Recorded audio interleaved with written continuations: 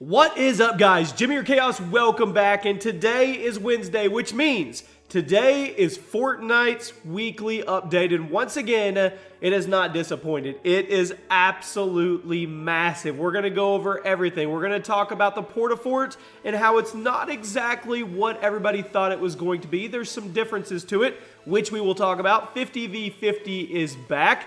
Disco rooms have been added to Fortnite. The double pump is actually back, but it's not supposed to be. They have nerfed a ton of the other cycle-type pump weapons and deagle weapons. We'll talk about all of it on this. I'm going to go over the entire update with you guys. V3.5.0 is the patch, and it's absolutely massive. So let's get into it. We're over on Fortnite Intel, and I'm going to talk about the Port-a-Fort right out of the gate, okay? We're going to talk about it. We'll show you the trailer here. If you haven't seen the trailer, let's watch it together so you can see exactly what this thing is about. Okay, here we go.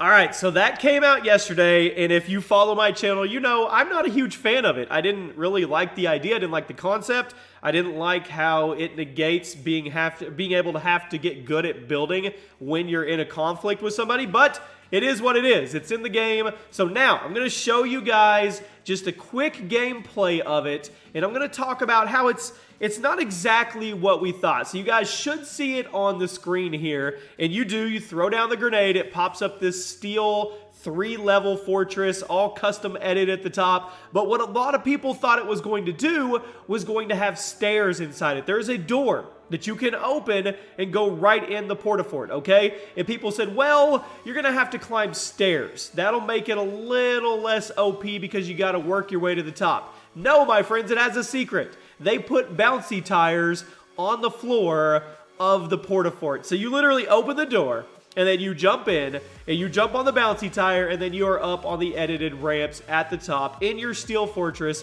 ready to rain down fire on anybody that thought they could shoot at you when you had a Port-a-Fort. Now, people will say, well, they put it in there to negate the guided missile. That's not the case at all because there's no roof on it. I mean, it's actually kind of hard to put a roof on this thing unless you're in the base of it. So that's not what it was. And then people say, well, somebody could just come in the front door and shoot you from above or come up the tire behind you. Yeah, but it's literally one floor piece and you've sealed off that bottom spot. So I want to know what you guys think. Do you think the Port-a-Fort is OP? Do you think it's a good thing? You guys let me know. But we're going to move on because we have a lot to cover today. 50v50 V2 is back. And yes, there are 2 battle buses in it. I'm going to show you some footage really quick. You guys should see it on the screen here. If you remember 50v50, the original, it didn't quite go how they wanted to, so they made some changes to it. Now there's 2 battle buses, and I'm going to go jump in it on my live stream after this video. If you guys want to come check out my live stream, I live stream on Facebook 5 days a week, mostly Fortnite over there, so I'll put a link in the description. Now, let's get into some juicy patch notes. And if you're new to the channel, I do this weekly update. We go over the entire thing together so you see exactly what happened. So in general, we'll start off. Wood, stone, and metal resources will now always be the first items in the inventory list instead of traps. That's cool. Purchase V-Bucks are now shared between Xbox One, PC, and mobile. Login queue improvements. During wait periods, login will now remember your place in line if you quit out during the game. That's great because you go in, you wait 8 minutes, and then you quit out, and you come back, and it's 50 minutes. Mobile devices will not enter the login queue more than 1 login attempt per time, and 2-factor authentication challenges will not put you back in the login queue. That's cool. Bug fixes. They adjusted the login screen layout to better support varying screen sizes and safe zones. They fixed a rare crash that occurred during logout. They fixed PS4 players leaving their party after a match when they're playing with players on other platforms. This has happened to me. They fixed Survivor and Hero Squads and Save the World. On PC, they fixed PS4 controllers showing Xbox buttons even after the controller type was changed in the settings. Fixed rare case where character parts would stretch, and fixed the inability to rotate elements in the Battle Royale locker after buying a llama in Save the World. So if you're playing Save the World, yes, they're still patching that. They're still going for it. Now, the replay system, the theater mode, let's talk about that. You can save your matches and watch them from any angle. Speed up or slow down the action, help tell your story better. There are several camera modes in this. Third person, which follows and orbits around the selected player. 3 different follow modes: off, auto, and lazy. The drone follow, which is really, really cool. It's kind of, it's kind of like a dolly cam, but it's a free roaming dolly cam, I guess. Drone style camera that always keeps the selected player in frame, so you don't have to worry about keeping yourself in frame or whoever you have selected. Drone attach. Drone style camera that is loosely attached to the selected player. And drone free.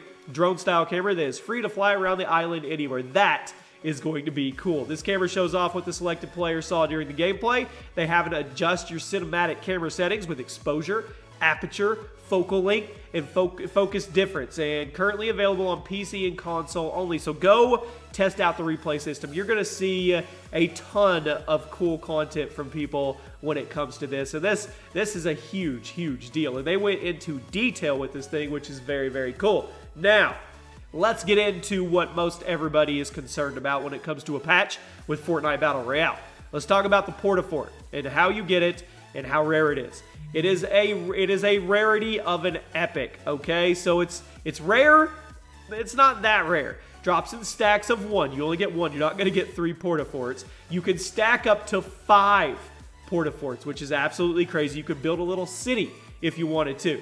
When a Port-a-Fort is thrown, a pre-made fort is constructed instantly at the impact. The Port-a-Fort is made out of metal and is 3 stories tall. The bottom floor is a 1x1 with a door for the entry. There are tires inside for easy access to the roof, which we talked about earlier. Decreased guided missile maximum turn rate by 75%. Reduced guided missile movement by 15%. This thing is going to be even slower than it was before. It's going to come a point where people probably aren't going to use these. I'm calling it, okay? Added a short equip time to many weapons, particularly those with the slower rate of fire. This will reduce the effectiveness of quickly switching between weapons for high burst damage. That's the double pump, the double deagle, double tack, whatever you want to call it. They removed the reloading animation on the pump shotgun and the weapons that were affected with all of this. This is a huge, huge nerf, okay? But the double pump is actually in the game right now while we're doing this video, and Epic Games has said that they're trying to figure out what's going on. So there's people double pumping, but it's going to be gone again soon. So the weapons affected for rotation, pumped, whatever you want to call it, okay? The rocket launcher, the deagle, the hand cannon, the revolver, the tactical shotgun, the pump shotgun, the heavy shotgun, the bolt-action sniper rifle, the hunting rifle, and the crossbow. You can no longer cycle through these and get that burst damage like you were before. I'm okay with this. I'd rather have to focus on one gun. That's just me. A lot of people are probably going to be pretty upset. You guys let me know in the comment section what your thoughts on it. But that is a massive, massive nerf across the board for cycling your high damage weapon. Moving right along, they adjusted item availability in the vending machines, reduced chance of chug jug by 50%, that sucks, increased chance of medium ammo weapons in rare vending machine by 100%, reduced the chance of explosive ammo weapons in rare vending machine by 50%, reduced chance of explosive ammo weapons in epic vending machine by 25%, and increased the chance of heavy ammo weapons in epic by 25%. They also reduced the chance of explosive ammo in the legendary vending machine by 25%, and they increased heavy ammo weapons in legendary vending machines. So they took down your explosives and they increased your heavy. They reduced the drop rate of remote explosives in the floor. Nobody uses those anymore. And they updated medium ammo inventory icon to make it look more identifiable. More bug fixes for you guys. They fixed weapons floating in the air under certain conditions in the network after quickly switching. Guided missile weapon fixes. They eliminated a down player with a guided missile. No longer reports as a self-elimination. Picking up an item at the same time as firing a guided missile will no longer cause the picked up item to disappear. Firing a guided missile prior to the victory screen display will no longer prevent the player from returning to the lobby. Players will now correctly spectate that player that eliminated them instead of spectating their own active missile. We did this on my live stream the other day. They fixed an issue that caused a player to spectate a floating guided missile. And they fixed an issue preventing the player from firing a guided missile while riding a guided missile. They fixed an issue causing the player's nameplate to display over the guided missile while controlling it. And finally, they fixed an issue causing the loot llama to be empty in limited time modes. That would suck. You see a llama and he's empty. Let's talk about the 50v50 V2. 2 teams, 50v50. Due to it being such a large squad mode, profile stats will not be tracked on this one. Daily and weekly challenges will work with the exception of the squad-based challenges. So, storming the map. Each team has a bus. You have your own bus, blue bus, red bus, whatever you want to call it, approaching the island from opposite directions on the map, and the friendly bus has a blue outline and the enemy bus is red. Final Storm is visible on the mini-map at the start. Players have 10 minutes to loot the map as the storm closes in, then 5 minutes to fight, and another 5 minutes as the storm shrinks in. So they definitely made some changes to this to get everybody in the action and have these all-out big engagements like they had envisioned with the first go-around. Supply drops come in batches of 3 to 6. They fall every 2 minutes and only land in the final storm circle. Added dot line to the map, which indicates the battle lines between the two teams. Crossing the line will make running into enemies more likely. So you can cross that line, but you probably don't want to. Loot. Farming resources increase 75%. Increase floor loot spawn likelihood of 15%. Floor loot spawn double ammo, triple ammo and ammo boxes. Chest spawn double ammo and consumables. Supply drop spawn double ammo and an extra consumable resource drop and trap. Bug fixes for this. Fixed a bug that created uneven teams where one side could have more than 50 players, which sucks. Down players lose health more quickly, 10 health per tick now. And the new Builder Pro controller configuration is similar to Combat Pro, but it's optimized for fast placement of building pieces. We'll see how this works for all of us console players. Wall, floor, and stairs and roof have designated buttons on the controllers. And the first button press will switch to the map building piece, then every press after that will place a piece. So there is a ton of changes going on here, people. I'll put a link in the description if you want to check out all the patch notes. There's even more bug fixes of things in skydiving phase, going down the maps, toggling aim down sights when you're reloading, all kinds of little bug fixes that Epic Games has focused on. Some audio really quick. They added unique equip reload sounds for the following weapons. All others remain the same. Epic Legendary Assault Rifle now has a new sound. A lot of people say they like it. The heavy shotgun, the pump shotgun, the bolt action sniper, and the hunting rifle. They added more variation to the tactical SMG fire sound. I love that gun. And they added more variation to the medium range Epic Legendary Assault Rifle sound. So the SCAR is going to sound different for the third time.